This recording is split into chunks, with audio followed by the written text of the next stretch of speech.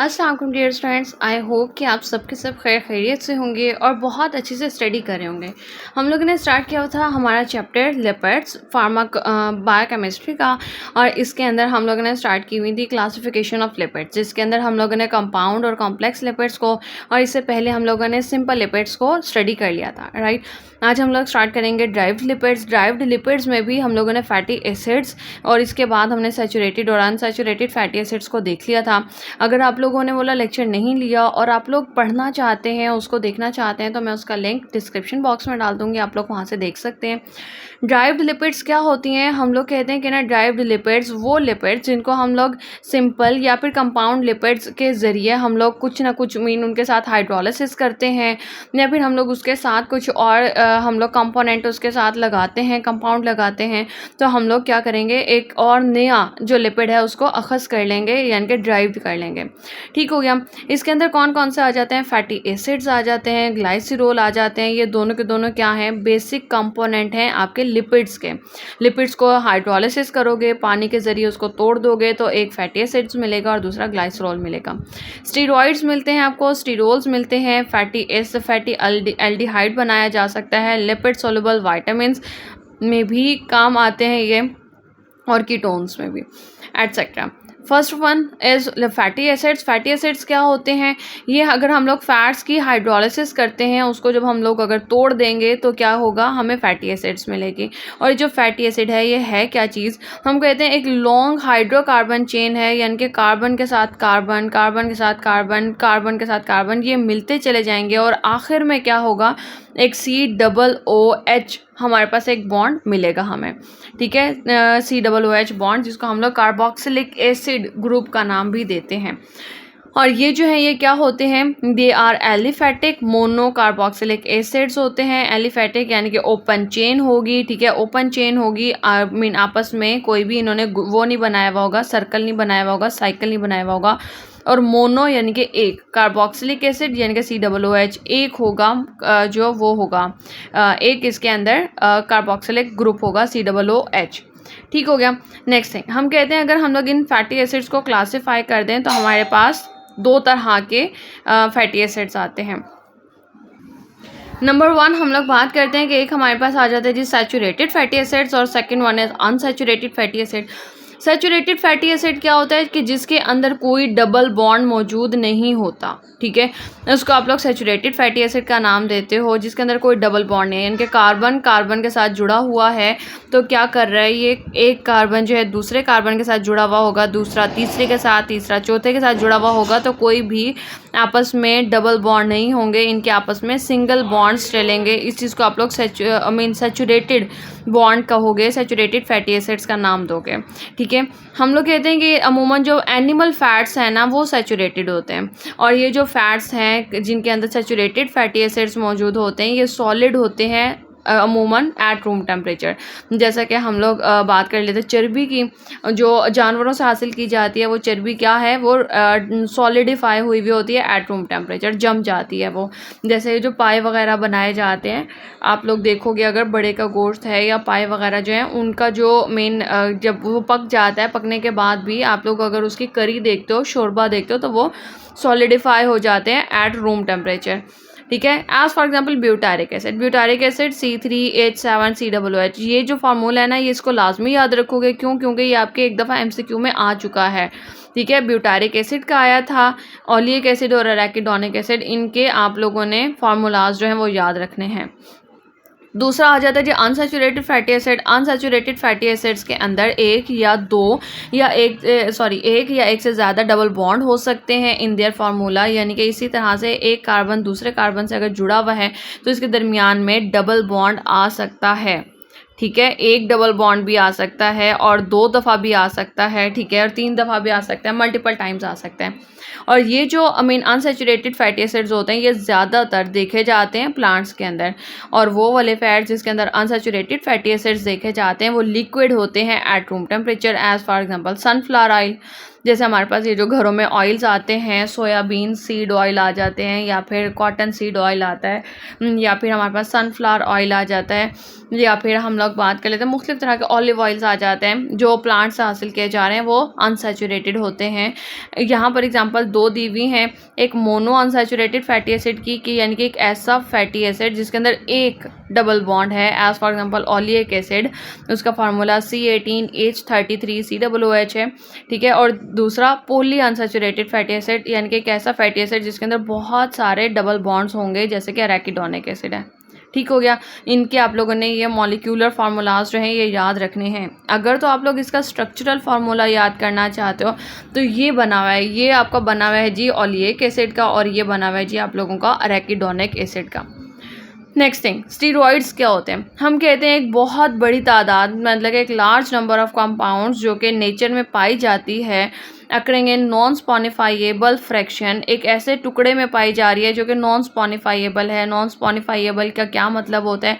Do not contain fatty acid chain, जिसके साथ ना फैटी एसिड चेन नहीं होती। जो अभी हम लोगों ने पीछे बात की ना कि फैटी एसिड्स की चेन मौजूद नहीं होगी, पूरी लंबी सारी चेन नहीं होगी of lipids, belong to the class of compounds called steroids, उसको हम लोग स्टीरॉइड्स का नाम देते हैं, ठीक हो गया। जिसके साथ चेन नहीं है, ठीक है, वो माइट भी इस तरह से ग्रुप फॉर्म में होंगे, ठीक है, इस तरह से होते हैं, तो वो हम लोग उसको नाम देते हैं स्टीरॉइड्स का। फिर आ जाते हैं जी एक स्टीरोल्स। स्टीरोल्स क्या चीज़ है? आप लोग कहते हो कि ना ये भी स्टीरॉइड्स का ही एक ग्रुप है जिसको हम लोग स्टीरोल्स का नाम देते हैं, जिसके अंदर एक या एक से ज़्यादा OH ग्रुप आते हैं, और इसके अंदर कोई भी कार्बोनाइल ग्रुप नहीं है, कोई भी कार्बोक्सिल ग्रुप नहीं होता, और इनका जो नाम है ना वो आखिर में किस चीज़ पर ख़त्म होता है? OL पे ख़त्म होता है, ओल पे। कार्बोनाइल ग्रुप क्या होता है? आप लोग कहते हो कि ना carbonyl group ends on the, carbonyl group होता है जी C डबल बॉन्ड O, ये चीज़ आपके किसी भी स्टीरोल के अंदर ये ग्रुप नहीं होगा जिसको आप लोग कार्बोनाइल ग्रुप कह रहे हो, और ना ही वो कहते हैं दूसरा कार्बोक्सिल ग्रुप, यानी कि C डबल बॉन्ड OH और इस साइड पे R, ये कार्बोक्सिल ग्रुप भी इसके अंदर नहीं होता, सेल ग्रुप पे नहीं होता। आमतौर पर क्या है कि इसके अंदर ना एक स्ट्रक्चर पाया जाता है जिसको हम लोग ना क्या कहते हैं कि ना स्टीरॉइड का जो मतलब कि हम लोग कहते हैं एक जनरल फार्मूला है, वो किस चीज़ का होता है कि ना इसके अंदर एक बेंजीन रिंग दूसरे के साथ दूसरा एक और फ्यूज्ड फॉर्म में हमारे पास आ जाते हैं, और तीसरा जो होगा वो 5 कॉर्नर का होगा, A, B, C, and D। ये जो स्ट्रक्चर है ना ये हमारे पास स्टीरोल्स का आ जाता है या फिर स्टीरॉइड्स का आ जाता है, ठीक हो गया। अच्छा जी, फिर हम लोग कहते हैं कि जी ये चीज़ हमारे पास आ गई। ये क्या हो गया कि ना हम लोगों ने कहा कि इसके अंदर कोई भी कार्बोनाइल ग्रुप नहीं है, कोई भी कार्बोक्सिल ग्रुप नहीं है, और इसका जो अल्फाज हैं वो मतलब इसका जो नाम है वो किस पे ख़त्म होता है? ओल पे जाकर ख़त्म होता है। Some of the natural compounds belonging to steroids, वो कौन से हैं? कोलेस्ट्रॉल है, अर्गोस्टीरॉल है, अर्गोस्टीरॉल क्या होता है? विटामिन D2, ठीक हो गया।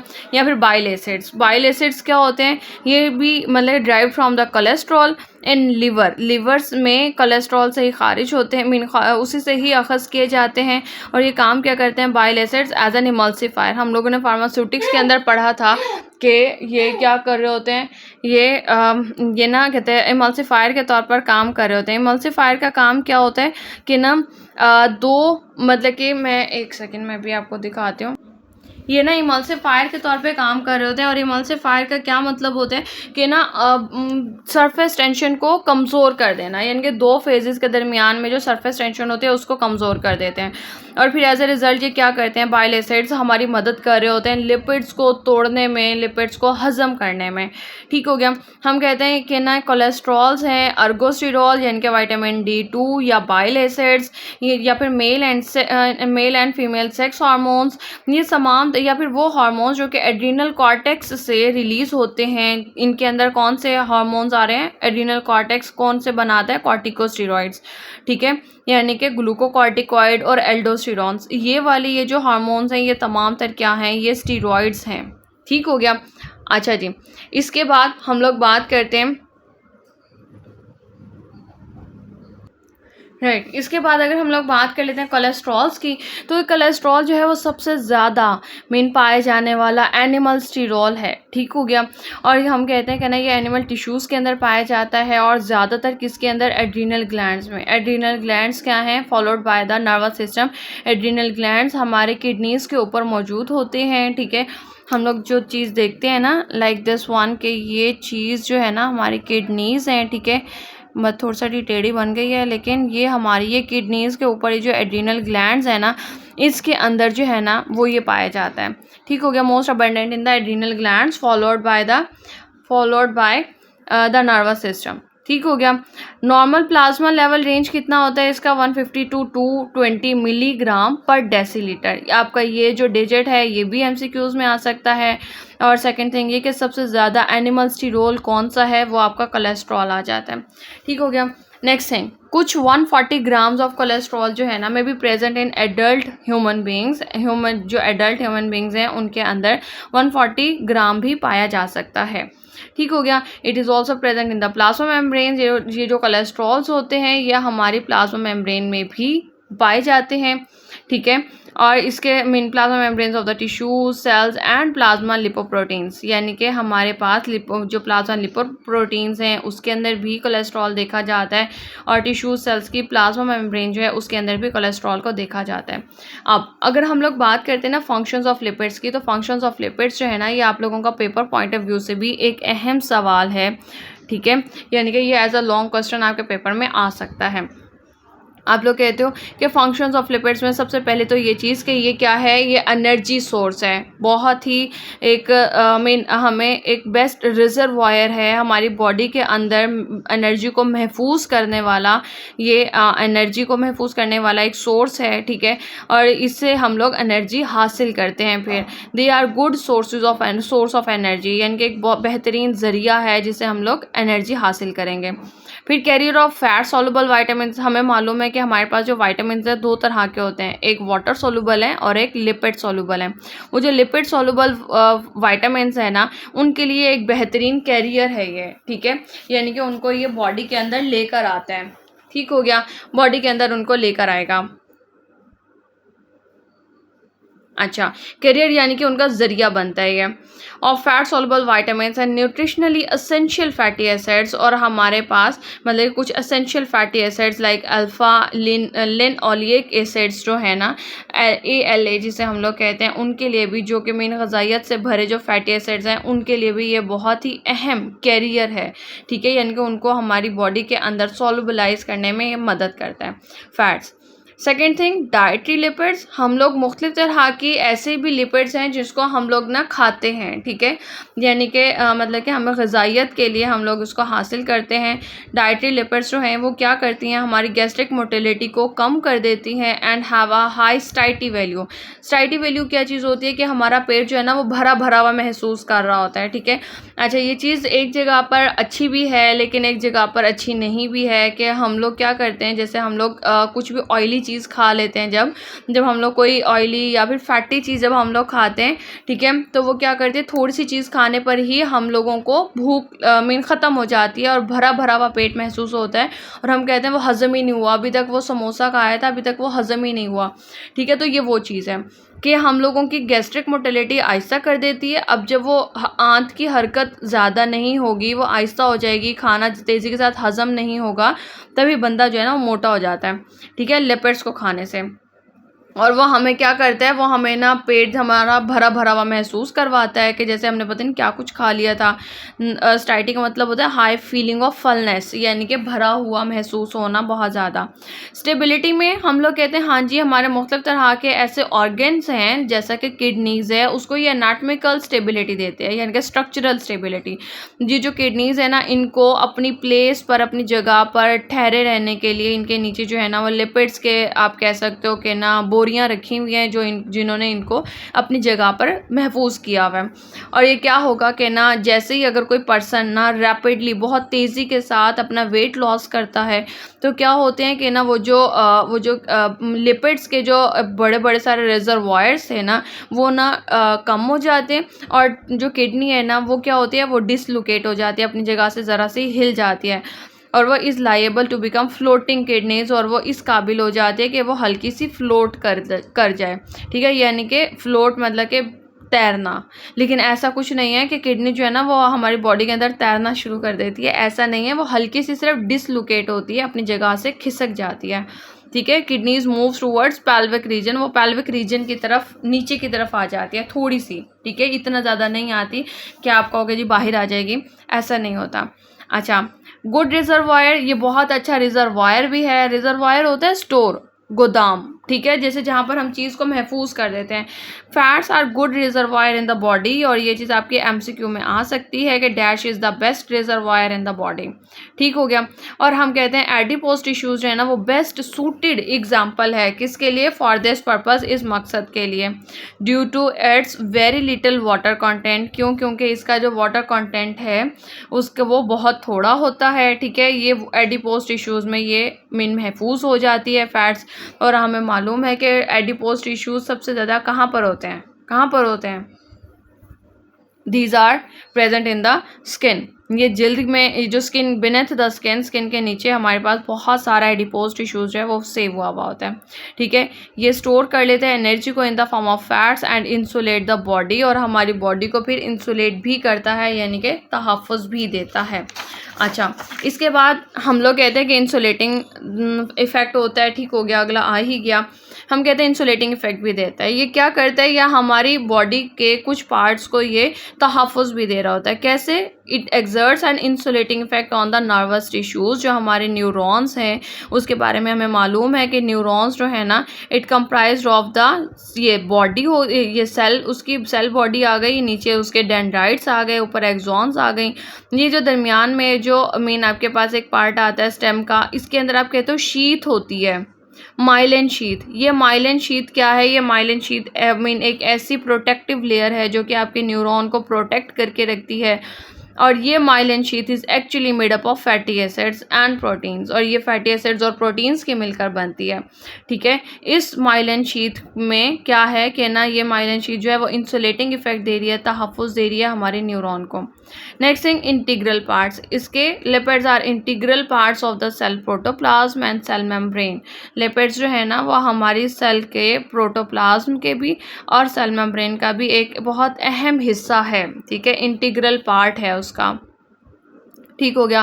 प्रोटोप्लाज्म क्या होता है, न्यूक्लियस प्लस साइटोप्लाज्म, यानी कि ये न्यूक्लियस आपका, और इसके अलावा इसके इर्द गिर्द सेल मेम्ब्रेन के अंदर जितना भी आपका ये जो मौजूद है ना साइटोप्लाज्म, जिसके अंदर ऑर्गेनेलीज मूव कर रही हैं, ठीक है, वो और आपका न्यूक्लियस, ये दोनों के दोनों मिलके सेल प्रोटोप्लाज्म बना देते हैं। आप कहते हो प्रोटोप्लाज्म में भी लिपिड्स मौजूद होती हैं, ठीक है, इन डिफरेंट कॉम्बिनेशंस मौजूद होती हैं। हम लोगों ने फ्लूइड मोज़ैक मॉडल में पढ़ा था इन माइक्रोबायोलॉजी कि क्या होती है, जो लिपिड बाई लेयर है ना हमारे पास, यानी कि हमारी सेल मेम्ब्रेन जो है वो लिपिड बाई लेयर होती है, ठीक है। हम लोगों ने ये चीज़ पढ़ी थी कि ये लिपिड बाई लेयर है, ठीक है, और इसके अंदर ही मुख्तलिफ तरह के प्रोटीन्स भी होती हैं जो कि क्या है, इसके अंदर धंसी भी होती हैं, ठीक है। अगर आप लोगों ने ये पढ़ा था तो बहुत अच्छी बात है, अगर देखना चाहते हो तो फिर आप लोग ने इसका जो लिंक है ना वो डिस्क्रिप्शन बॉक्स में डाल दूँगी। यहीं पर ही आप लोग कहते हो कि ना हमारे पास कुछ प्रोटीन्स होती हैं और कुछ लिपिड्स होती हैं, ठीक है, जो आपस में यहाँ पर जुड़ी हुई होती हैं, ठीक हो गया। अच्छा जी, लास्ट में हम लोग कहते हैं precursor. Some lipids act as a precursors, कुछ जो लिपिड्स हैं वो प्रिकर्सर के तौर पर भी बहुत अहमियत के हामिल हैं। फिजियोलॉजिकल कंपाउंड जैसा कि कोलेस्ट्रॉल है, is a precursor of the steroid hormones, वो स्टीरॉयड हार्मोन का प्रिकर्सर है, यानी कि वो एक ऐसा सब्सटेंस है जो कि मज़ीद दूसरे सब्सटेंसेस को बनाता है। प्रिकर्सर क्या होता है, एक ऐसा substance from which and other is form, जिससे दूसरे जो हैं वो उससे हम लोग अखज़ कर सकते हैं, उनसे बना सकते हैं, ठीक हो गया। आई थिंक सो कि आप लोगों को ये चीज़ समझ में आई होगी। अगर तो आप लोगों को फिर भी कोई क्वेश्चन हो तो कमेंट सेक्शन में आप क्वेश्चन कर सकते हैं, और अगर आपको लेक्चर पसंद आया हो then kindly like this video and share with your fellows. Thank you so much. अल्लाह हाफ़िज़।